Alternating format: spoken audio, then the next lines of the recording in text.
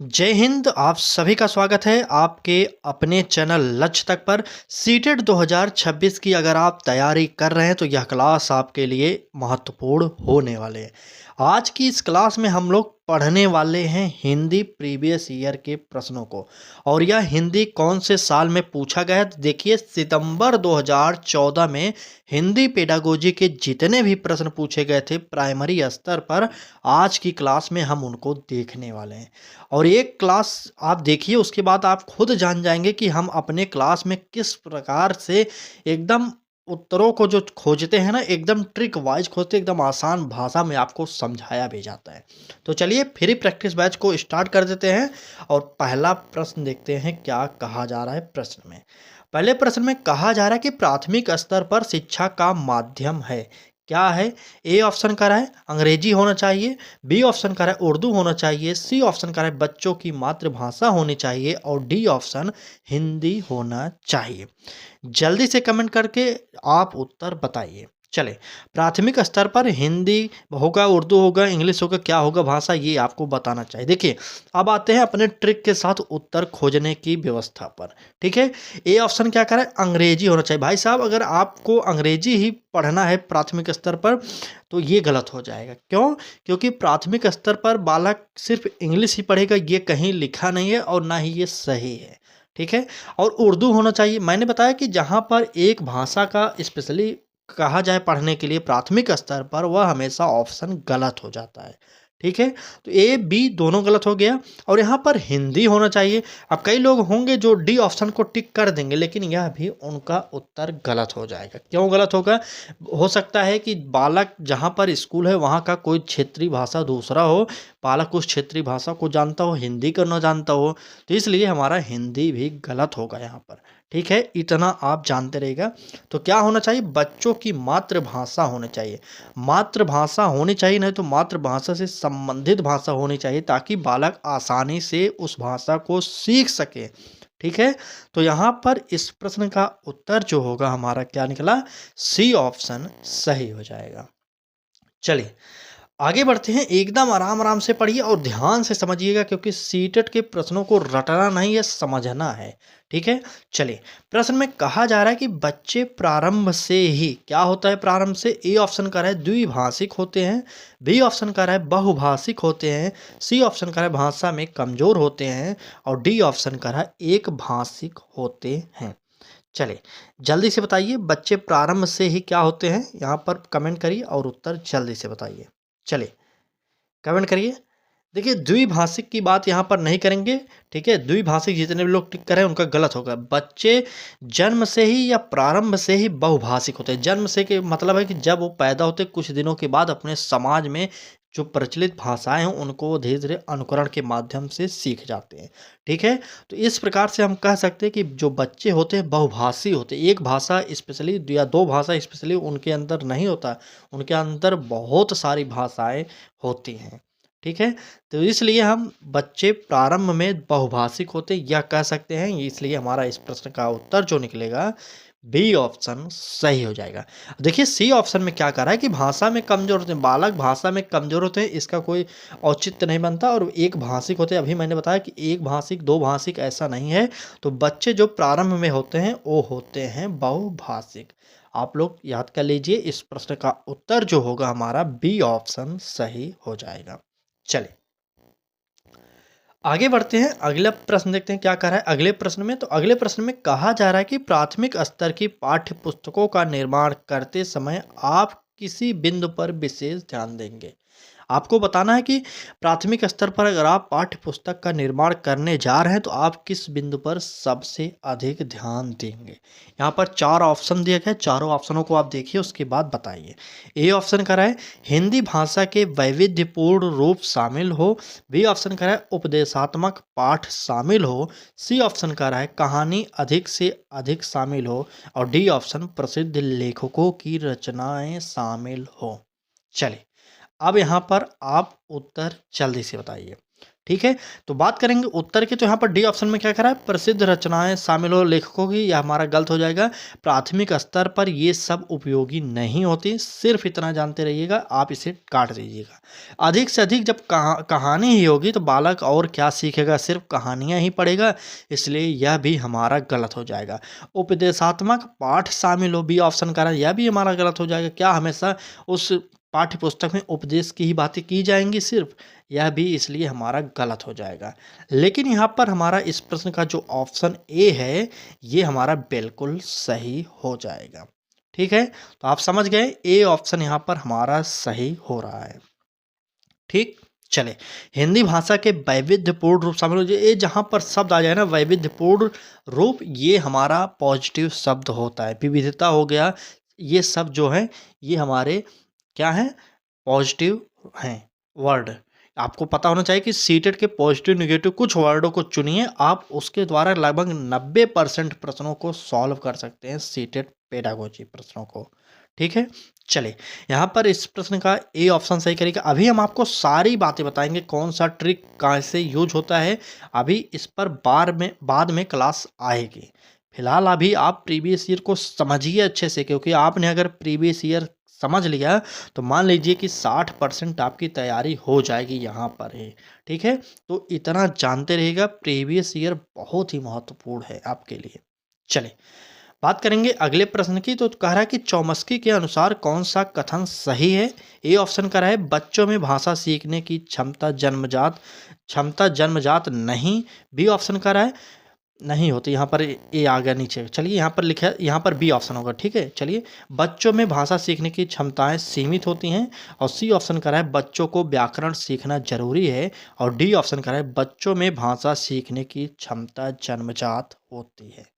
तो यहाँ पर थोड़ा सा टाइपिंग एरर है, लेकिन चौमस्की के अनुसार जो उत्तर होगा आप लोग ध्यान दीजिएगा, चौमस्की का कथन यहाँ पर डी ऑप्शन सही हो जाएगा, क्योंकि बच्चों में भाषा सीखने की क्षमता जन्मजात होती है। यह बहुत ही इंपॉर्टेंट है। चौमस्की ने भाषा विकास का सिद्धांत दिया था, आप लोगों को ये याद करना चाहिए। ठीक है, तो हम आपको सभी मनोवैज्ञानिक के बारे में पढ़ाएंगे जो भी सीटेट के लिए इम्पोर्टेंट हैं। चौमस्की हो गए, थांडाइक हो गए, पियाजे हो गए, कोहलर हो गए, वाटसन हो गए, वाइगोत्स्की हो गए, ये सारे के सारे जो मनोवैज्ञानिक हैं ना सिर्फ सीडीपी में बल्कि अदर विषयों में भी आपको देखने को मिलेंगे। जैसे मैथ पेडागोजी में इनका नाम आ जाएगा, हिंदी पेडागोजी में आ जाएगा, ईवीएस पेडागोजी में आ जाएगा, तो मतलब ये सारे जगह आपको मिल जाएंगे। ठीक है, तो यहाँ पर इस प्रश्न का उत्तर क्या निकला, हमारा डी ऑप्शन सही हो जाएगा। चलिए आगे बढ़ते हैं और अगला प्रश्न देखते हैं क्या कह रहा है। अगर क्लास अच्छी लग रही हो तो लाइक करिए, चैनल को सब्सक्राइब करके बेल आइकन को भी ऑन करिए, क्योंकि यहाँ पर आपको सीटेट की फ्री प्रैक्टिस बैच प्रोवाइड की जा रही है, वो भी यूट्यूब पर बिना किसी शुल्क के। ठीक है, तो चलिए, आपका दायित्व बनता है कि आप पढ़ना चाहते हैं तो जुड़िए हमारे साथ। बाकी अगर आपको क्लास अच्छी न लगे तो आप स्वतंत्र हैं, जहाँ पर भी क्लास अच्छी लग रही हो वहाँ पर आप तैयारी करते रहिए। ठीक है, चलिए बात करेंगे अगले प्रश्न की, तो कह रहा है कि पाठ के अंत में अभ्यास और गतिविधियां देने का उद्देश्य है। ए ऑप्शन कह रहा है बच्चों को व्यस्त रखने हेतु गतिविधियां बनाना। बी ऑप्शन कह रहा है बच्चों को याद करने हेतु सामग्री उपलब्ध करने में सहायता करना। और सी ऑप्शन कह रहा है गृह कार्य की सामग्री जुटाना। और डी ऑप्शन कह रहा है बच्चों को अभिव्यक्ति के अवसर देना। चलिए जल्दी से कमेंट करिए आप इस प्रश्न का उत्तर। अगर आपने हमारी पिछली क्लासेज को देखा होगा तो यहाँ पर वो ट्रिक काम कर रही जो हम अपनी हर क्लास में ट्रिक बताते हैं। यहाँ पर प्रश्न को फिर से पढ़िए, उसके बाद हम आपको उत्तर बता रहे हैं। चलिए, कहा जा रहा था प्रश्न में कि पाठ के अंत में अभ्यास और गतिविधियाँ देने का उद्देश्य है।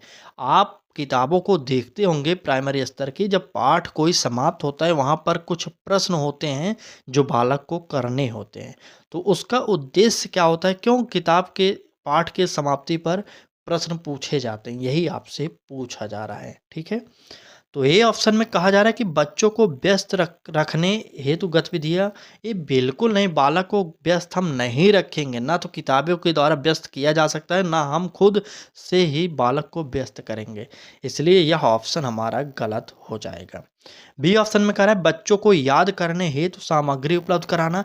मैंने पहले ही बता दिया आपको, जहाँ पर याद करना, स्मरण करना, ये सारे के सारे वर्ड आए वहाँ पर ये हमेशा नेगेटिव होते हैं और इन्हें गलत कर दिया जाता है। ठीक है, तो याद रखने के लिए यह हमारा गलत हो जाएगा। ठीक है, गृह कार्य की सामग्री जुटाना, जब आप गृह कार्य खुद से दे रहे हैं तो वहाँ पर उस प्रश्न उत्तर से वह कौन सा सामग्री जुटाएगा, तो इसलिए यह भी हमारा ऑप्शन कट जाएगा। यहाँ पर हमारा डी ऑप्शन सही होगा। क्यों सही होगा, यहाँ पर ऑप्शन पढ़िए। कह रहा है कि बच्चों को अभिव्यक्ति के अवसर देना। जब वहाँ पर प्रश्न पाठ के समाप्ति पर पूछा जा रहा है तो आपको ऐसा नहीं करना कि किताब में से खोज के लिखना, नहीं, आप तो पाठ को पढ़ लिए, आपको स्वयं से लिखना चाहिए, अपनी अभिव्यक्ति करनी चाहिए। और जहाँ पर बालक स्वयं से कुछ करके सीखता है वह हमेशा सबसे बेस्ट ऑप्शन होता है। यहाँ पर बालक अभिव्यक्ति के द्वारा सीखता है। ठीक है, अभिव्यक्ति का अवसर आप उसे दे रहे हैं, किताब उसे अभिव्यक्ति का अवसर दे रहा है, तो वहाँ पर बालक सबसे अच्छा सीखेगा। ठीक, चलिए, नहीं समझ पाए? देखिए भाई, जब आप मान लीजिए कोई एक पाठ है, कोई भी पाठ है, पाठ जब समाप्त होता है, प्राइमरी की किताबों को देखे होंगे, तो वहाँ पर उसके बाद जब पाठ की समाप्त होते हैं तो उसके बाद कुछ बहुविकल्पी प्रश्न होते हैं, कुछ अतिलघुत्तरीय प्रश्न पूछे जाते हैं, वो भी उस पाठ से रिलेटेड। ठीक है, तो क्या करना है ना, तो बालक उसका उत्तर लिखेगा। जब अतिलघुत्तरीय प्रश्न है तो उत्तर लिखना पड़ेगा। ठीक है ना, उत्तर लिखेगा तो वह बच्चा अपने मन से उत्तर लिखेगा। पाठ को क्योंकि बच्चे ने पढ़ा है तो वह लिखेगा, तो उसकी अभिव्यक्ति होगी, स्वयं की अभिव्यक्ति होगी। जहाँ पर स्वयं की अभिव्यक्ति हो वही सबसे बेस्ट ऑप्शन होता है। ठीक है, चलिए आगे बढ़ते हैं और अगला प्रश्न देखते हैं क्या कह रहा है अगले प्रश्न में।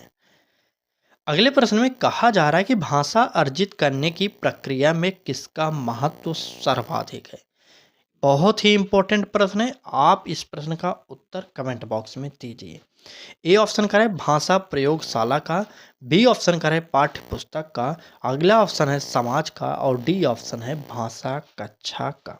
जल्दी से कमेंट करिए और बताइए कि भाषा अर्जित करने की प्रक्रिया में किसका सर्वाधिक महत्व होता है।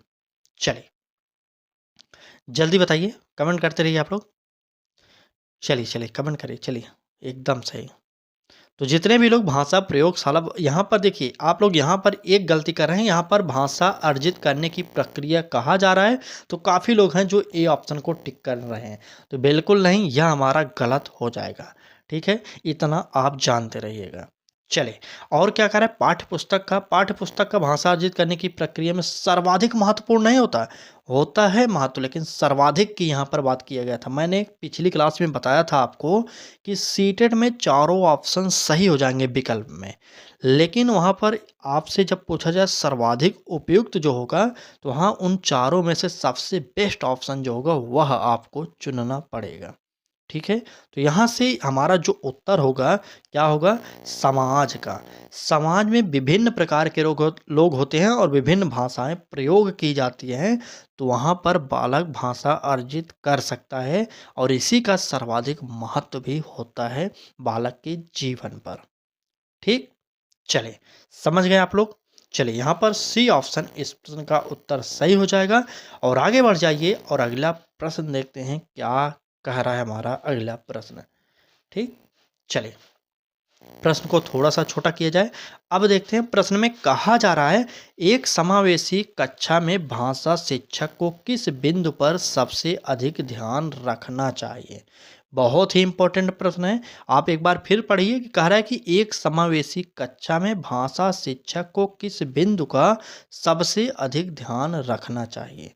ए ऑप्शन में कह रहा है सभी बच्चों को समान गतिविधियों में शामिल होने के लिए प्रोत्साहित करना, बी ऑप्शन कह रहा है सभी बच्चों के समान अपेक्षाएं रखना और सी ऑप्शन विविध प्रकार की दृश्य श्रव्य सामग्री का उपयोग और डी ऑप्शन का है सभी बच्चों को समान रूप से गृह कार्य देना।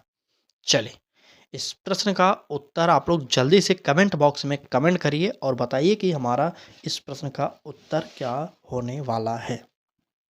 चलिए यह प्रश्न समावेशी शिक्षा से लिया गया और बहुत ही इम्पोर्टेंट है, तो आप लोग जल्दी से कमेंट करिए और उत्तर बताइए। तो क्या कह रहा था कि समावेशी कक्षा में भाषा शिक्षक को किस बिंदु का सबसे अधिक ध्यान रखना चाहिए? ए ऑप्शन क्या कहा है कि सभी बच्चों को समान गतिविधियों में, यहाँ पर एक शब्द आते ही यह पूरा का पूरा सेंटेंस ही गलत हो जाएगा। यहाँ पर समान गतिविधियों में हम शामिल नहीं कर सकते। क्यों? क्योंकि कोई सामान्य बुद्धि का बालक होता है, कोई तीव्र बुद्धि का, कोई मंद बुद्धि का। तो इस प्रकार से हम समान गतिविधियों में शामिल नहीं कर सकते। ठीक है, तो इसलिए हमारा पहला ऑप्शन कट जाएगा। अब कह रहा है सभी बच्चों से समय समान अपेक्षाएं रखना, तो यह भी तो वही बात हुई ना। कोई बालक 100% स्कोर करके पास हो रहा है, तो क्या हम सोचेंगे कि सभी बच्चे 100 प्रश्न ही करें और 100 नंबर ही लाएं? तो बिल्कुल नहीं, ऐसा अपेक्षाएं हम नहीं रख सकते। इसलिए यह भी हमारा ऑप्शन कट जाएगा। अब बताइए सी और डी में उत्तर कौन सा होगा?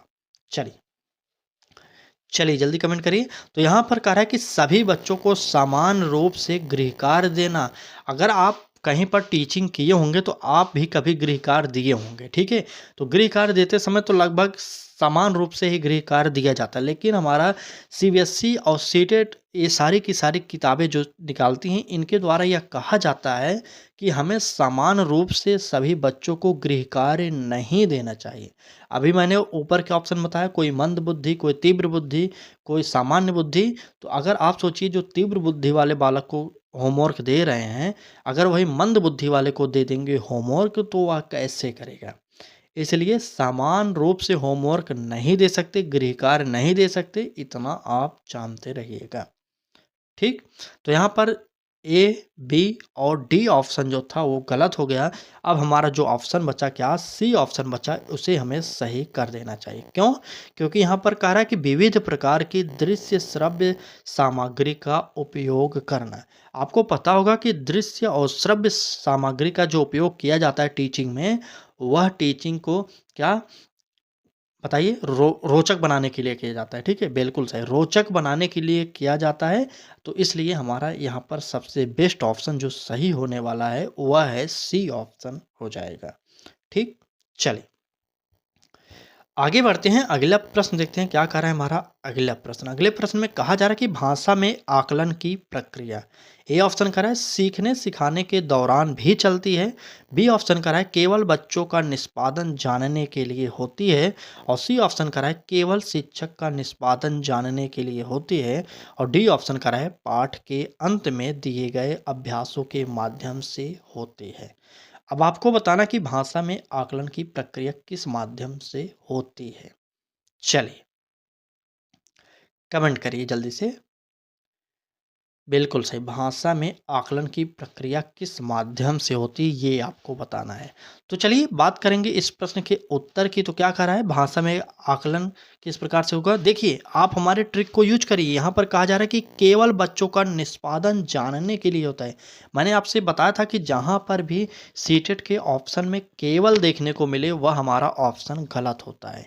ठीक है, बस इसी ट्रिक पर आप काट सकते हैं। बी ऑप्शन कट जाएगा। सी ऑप्शन में कहा जा रहा है कि केवल शिक्षक का निष्पादन, यहाँ पर शिक्षक की बात ही नहीं करेंगे। और डी ऑप्शन करें पाठ के अंत में दिए गए अभ्यासों के माध्यम से। तो क्या पाठ के अंत में जो अभ्यास प्रश्न दिए गए हैं अगर बालक उसे नहीं कर पा रहा है तो हम क्या सोचेंगे कि भाषा आकलन उसका नहीं होगा? बिल्कुल नहीं, यह हमारा गलत होता रहे हो जाएगा। ठीक है, गलत हो जाएगा। तो यहाँ पर बी सी डी गलत हो जाएगा, तो हम तुरंत ए ऑप्शन को टिक करेंगे। क्योंकि मैंने पहले ही बताया था अगर आपने 3 ऑप्शन को काट दिया, चौथे ऑप्शन को आपको पढ़ने की ज़रूरत नहीं है। ठीक है, अगर आप अच्छे तरीके से समझ गए हैं। तो यहाँ पर क्या कह रहा है कि भाषा आकलन सीखने सिखाने के दौरान भी चलती है। बिल्कुल चलती है, ये आप जानते रहिएगा। ठीक है, चलिए यहाँ पर इस प्रश्न का जो उत्तर होगा वह हो जाएगा ए ऑप्शन सही। आगे बढ़ते हैं, अगला प्रश्न देखते हैं क्या कह रहा है अगला प्रश्न। चलिए प्रश्न को पढ़िए और जल्दी से उत्तर दीजिए। प्रश्न में कहा जा रहा है कि पढ़ना सीखने की प्रक्रिया में किसकी भूमिका सर्वाधिक महत्वपूर्ण है? ए ऑप्शन करें बाल साहित्य के सार्थक प्रयोग की। बी ऑप्शन करें पाठ्य पुस्तक की। सी ऑप्शन करें भाषा परीक्षाओं की।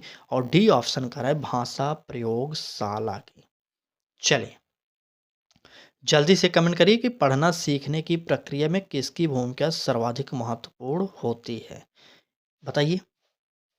बिल्कुल सही। देखिए, भाषा प्रयोगशाला की भूमिका तो होगी नहीं, भाषा परीक्षाओं की तो होगी नहीं, पाठ्य पुस्तक की उतना सार्थक है नहीं, लेकिन यहाँ पर सबसे बेस्ट ऑप्शन जो निकला, बाल साहित्य के सार्थक प्रयोग की पढ़ना सीखने की प्रक्रिया में सबसे महत्वपूर्ण भूमिका इसी की होती है। आप यहाँ पर ए ऑप्शन को सही कर दीजिए। ठीक है? चलिए, ए ऑप्शन को सही करिए और आगे बढ़िए और कमेंट बॉक्स में एक कमेंट ज़रूर करिए कि क्लास आपको कैसी लग रही है। चलिए, जल्दी से कमेंट करके बता दीजिए कि क्लास आपको कैसी लग रही है। तब तक देखते हैं अगला प्रश्न हमारा क्या कह रहा है। चलिए, प्रश्न में कहा जा रहा है कि प्राथमिक स्तर पर भाषा शिक्षण का उद्देश्य यह है कि प्राथमिक स्तर पर आपसे पूछा जा रहा है कि भाषा शिक्षण का क्या उद्देश्य है। ए ऑप्शन का रहा है बच्चे भाषा परीक्षा में सदैव अंक लाएं। बी ऑप्शन का रहा है बच्चे विभिन्न स्थितियों में भाषा का प्रभावी प्रयोग कर सकें। सी ऑप्शन का रहा है बच्चे भाषा के व्याकरण को जान सके। और डी ऑप्शन का रहा है बच्चे मानक भाषा का प्रयोग करना जल्दी सीख जाएं। चलें, कौन सा उत्तर होगा ए बी सी डी में, जल्दी से कमेंट करिए और उत्तर बताइए कौन सा सही होगा हमारा। चलिए, चलिए कमेंट करिए इस प्रश्न का उत्तर। ठीक, क्या पूछा गया है? बिल्कुल समझ गए ना, प्राथमिक स्तर पर भाषा शिक्षण का उद्देश्य क्या होता है, ठीक है? तो ये ऑप्शन को देखेंगे तो क्या कह रहा है कि भाषा परीक्षा में सदैव अंक लाएँ। बच्चे अगर भाषा परीक्षा में सदैव अंक लाएँगे तो यहाँ पर इसका कोई उद्देश्य नहीं होता भाषा शिक्षण में प्राथमिक स्तर पर, ठीक है?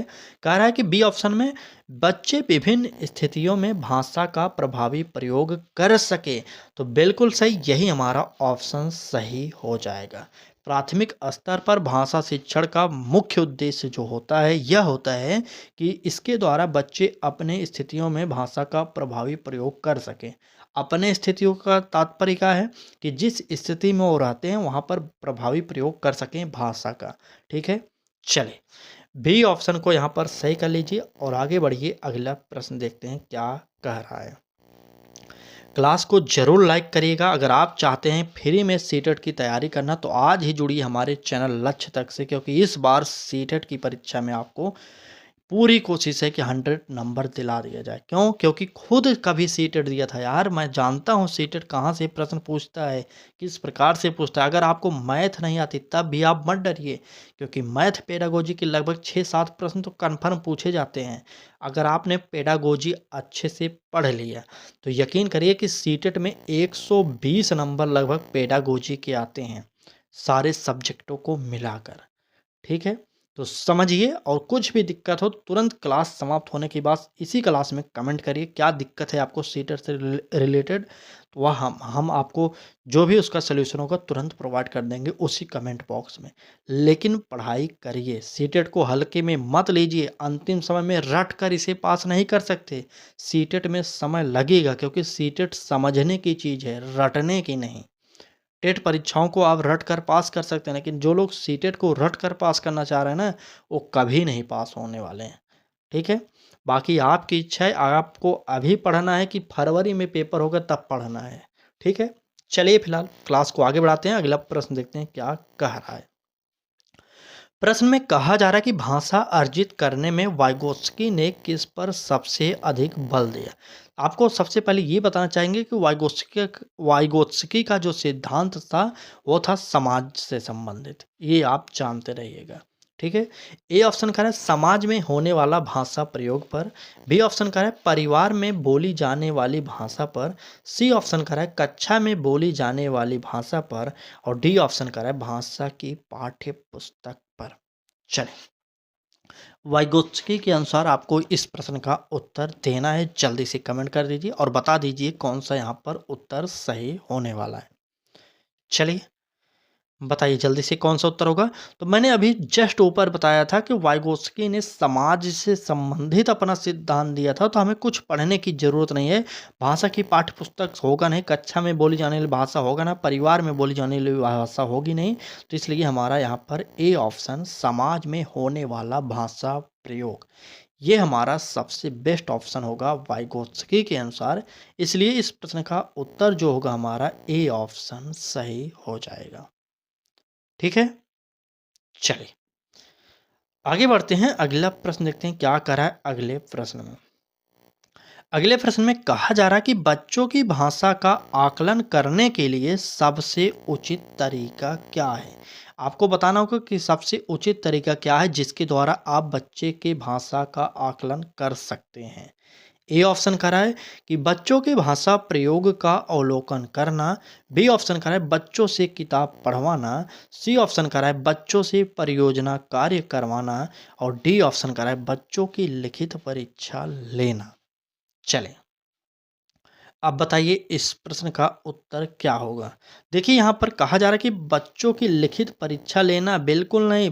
अगर आप लिखित परीक्षा ले रहे हैं, मान लीजिए कोई भी प्रश्न पूछेंगे तो बच्चा जो पढ़ा रहेगा वही उस प्रश्न का उत्तर दे देगा। ठीक है? तो यहाँ पर कहीं पर भी बच्चों की भाषा का आकलन नहीं होगा। और सी ऑप्शन में कह रहा है बच्चों से परियोजना कार्य करवाना, यह भी नहीं होगा। किताबें पढ़वाना, यह भी नहीं होगा। लेकिन अगर आप बच्चों के भाषा प्रयोग का अवलोकन करते हैं, तब आपको पता चल जाएगा कि बच्चे का भाषा किस स्तर का है, आप जान जाएँगे। ठीक है? तो बात करें इस प्रश्न की उत्तर की, तो वहाँ पर हमारा उत्तर ए ऑप्शन सही हो जाएगा।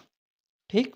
चलें, सीटेट की डेली क्लास आज हम बता रहे हैं कि कब टाइम टेबल आप बताइए। चलिए, सुबह में प्रोवाइड करें कि शाम में? आप तो ये क्लास देख ही रहे हैं, चाहे जिस टाइम में देखा हो। आप बताइए कि सुबह में क्लास सीटेट की हो या शाम को हो? साथ में बताइए ज़रूर कमेंट करके, ठीक है? क्योंकि अगर अधिक से अधिक लोग का कमेंट जिस टाइम में होगा, उसी टाइम पर इस क्लास को रेगुलर क्लास प्रोवाइड किया जाएगा। ठीक है? तो इस क्लास के कमेंट बॉक्स में ज़रूर कमेंट करिएगा क्लास समाप्त होने के बाद, क्योंकि जो क्लास के दौरान कमेंट होता है उस पर मैं ज़्यादा ध्यान नहीं देता। ये आपको मैं आज साफ-साफ बता देता हूँ, ठीक? क्योंकि अधिक से अधिक पढ़िए, क्लास चलती क्लास में कहीं पर आप पढ़ रहे हो तो वहाँ पर कमेंट मत करिए, ठीक है? मान लीजिए प्रश्न का उत्तर दे रहे हैं ए, बी, सी जो भी प्रश्न चल रहा है, मान लीजिए ये प्रश्न चल रहा है, यहाँ पर ए लिख के कमेंट कर सकते हैं बस। इधर-उधर के बात वहाँ चलती क्लास में मत करिए, क्योंकि उससे ध्यान आपका भटकेगा। अगर आपका ध्यान नहीं लगेगा तो सीटेट के प्रश्नों को सॉल्व आप कभी नहीं कर सकते। इतना आप जानते रहिएगा। ठीक? चलिए, अगला प्रश्न देखेंगे तो कह रहा है कि भाषा सीखने सिखाने के संबंध में निम्नलिखित में से कौन सा कथन सही है? अब आपको बताना है कि भाषा सीखने सिखाने के संबंध में कौन सा सही होगा। ए ऑप्शन कह रहा है बच्चे स्कूल आकर ही भाषा सीखते हैं, ठीक है? बी ऑप्शन कह रहा है बच्चे अपने परिवार से ही भाषा सीखते हैं। सी ऑप्शन कह रहा है बच्चे स्कूल में मानक भाषा का ही प्रयोग करते हैं। और डी ऑप्शन बच्चे स्कूल आने से पूर्व ही भाषाई पूंजी से लैस होते हैं। चलिए, इस प्रश्न का उत्तर दीजिए कौन सा हमारा उत्तर सही होगा। चलिए, यहाँ पर ए ऑप्शन क्या करा कि बच्चे स्कूल आकर ही भाषा सीखते हैं। बिल्कुल नहीं, भाषा कहीं पर भी बालक सीख सकता है, अपने परिवार में, अपने समाज में, अपने परिवेश में, जहाँ पर वह रहता है वहाँ से सीख सकता है। ऐसा कोई बात नहीं है कि हमें विद्यालय जाना पड़ेगा तभी हम भाषा सीखेंगे। क्या बच्चा विद्यालय जाएगा तभी भाषा सीखेगा? तो बिल्कुल नहीं, इसलिए हमारा ए ऑप्शन कट जाएगा। अब यहाँ पर कहा जा रहा है बी ऑप्शन में बच्चे अपने परिवार से ही, यहाँ तक तो सही था, से परिवार से भाषा सीखते हैं, तो यहाँ तक तो सही था। लेकिन ये ही शब्द आते ही पूरा का पूरा वाक्य जो दिया गया है यहाँ पर वो गलत कर दिया। ठीक है? तो यही शब्द आते ही यह नेगेटिव बन गया और यह हमारा गलत हो गया। और बी ऑप्शन गलत होने के बाद सी ऑप्शन को देखेंगे बच्चे स्कूल में मानक भाषा का ही प्रयोग करें। मान लीजिए एक प्रकार से मानक भाषा का प्रयोग स्कूल में होता है, लेकिन यहाँ पर ही लगते ही गलत हो गया। अब क्यों गलत हुआ? देखिए, मानक भाषा का प्रयोग बच्चा हमेशा नहीं कर सकता, क्योंकि छोटा बच्चा है, वह मानक भाषा को उतना अच्छे तरीके से नहीं जानता होगा। कहीं न कहीं वह अपने बोलचाल की भाषा में भी बात करने लगेगा। इसलिए यह भी हमारा पूरा का पूरा सी ऑप्शन गलत हो जाएगा। अब यहाँ पर इस प्रश्न का उत्तर जो बचा हुआ है डी ऑप्शन। इसमें कहा जा रहा है कि बच्चे स्कूल आने से पूर्व ही भाषाई पूंजी से लैस होते हैं। यहाँ पर इस प्रश्न का उत्तर जो होगा वह होगा डी ऑप्शन हमारा सही हो जाएगा। ठीक, डी ऑप्शन को सही करेंगे और आगे बढ़ेंगे। अगला प्रश्न देखेंगे क्या कह रहा है। अगले प्रश्न में कहा जा रहा है कि प्राथमिक स्तर पर भाषा सीखने की सर्वश्रेष्ठ विधि है। कौन सी विधि है? देखिए, सीटेट की क्लास करते समय आप ऊबिए मत, ठीक है? अगर आपका दिमाग थोड़ा इधर-उधर बटा तो आप कभी भी सीटेट पास नहीं कर सकते। हम बार-बार आपको सचेत कर रहे हैं कि हाथ जोड़ के आपसे विनम्र निवेदन कर रहे हैं कि क्लास सीटेट की लीजिए, डेली लीजिए अगर आपको सीटेट पास करना है तब। और जो लोग सोच रहे हैं ना कि 1 महीने में हम रट कर पास कर लेंगे सीटेट, तो कभी नहीं पास कर सकते रट कर। सीटेट को अभी से कुछ समझे रहेंगे तब लास्ट में कुछ भी करके आप पास कर सकते हैं। ठीक है? लेकिन मेरी एक बात को या ध्यान रखिएगा, अगर आपको सीटेट की तैयारी अच्छे से करनी है तो सबसे पहले प्रीवियस ईयर को पढ़ना चाहिए और समझना चाहिए। चाहे प्राइमरी का पेपर हो, चाहे मिडिल का पेपर हो, ठीक है? क्योंकि अगर मैंने बताया ना क्लास में, अगर आपने प्रीवियस ईयर तैयार कर लिया तो लगभग 60 से 70% आपकी तैयारी हो गई। ठीक? चलिए, बाकी ये मेरी राय है, आपकी जो भी इच्छा हो आप वो कर सकते हैं। चलिए। प्रश्न में पूछा गया था कि प्राथमिक स्तर पर भाषा सीखने की सर्वश्रेष्ठ विधि क्या है? ए ऑप्शन करा है बच्चों को कहानी सुनाना, बी ऑप्शन करा है बच्चों को पाठ्यपुस्तक पर आधारित वीडियो कार्यक्रम दिखाना, सी ऑप्शन करा है बच्चों को भाषा प्रयोग करने के विविध अवसर देना और डी ऑप्शन करा है बच्चों के साथ कविता गाना। चलिए, ए बी सी डी और उत्तर बता दीजिए जल्दी से, क्लास बहुत बड़ी नहीं हो रही। चलिए, 2-4 प्रश्न और होंगे बस। चलिए देखते हैं। यहाँ पर कहा जा रहा था कि प्राथमिक स्तर पर भाषा सीखने की सर्वश्रेष्ठ विधि क्या है? क्या भाषा सीखने की एक ही विधि है कि हम बच्चों को सिर्फ कहानी सुनाते रहें? यह हमारा गलत हो जाएगा। बी ऑप्शन करें बच्चों को पाठ्य पुस्तक पर आधारित वीडियो दिखाना, यह भी हमारा गलत होगा। लेकिन सी ऑप्शन यहाँ पर हमारा सही होगा। यहाँ पर क्या कहा जा रहा है कि बच्चों को भाषा प्रयोग करने के विविध अवसर देना।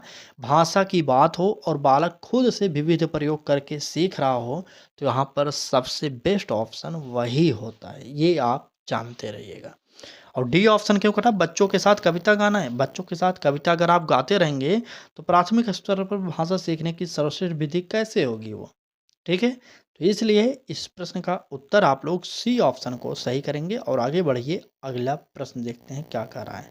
तो चलिए, आज की इस क्लास में बस इतने ही प्रश्न थे। प्रश्न कम नहीं है भाई, देखिए प्रश्न कम नहीं है। आपको पता होना चाहिए कि हिंदी पेडागोजी के अंतर्गत 15 प्रश्न पूछे जाते हैं हिंदी में। ठीक है? पेपर 1 और पेपर 2 दोनों में 15 प्रश्न पूछे जाते हैं। बाकी जो 15 प्रश्न और बचते हैं वो होते हैं क्या? गद्यांश पद्यांश के, जिसे पैसेज आप कहते हैं। ठीक है? तो ये आप जानते रहिएगा।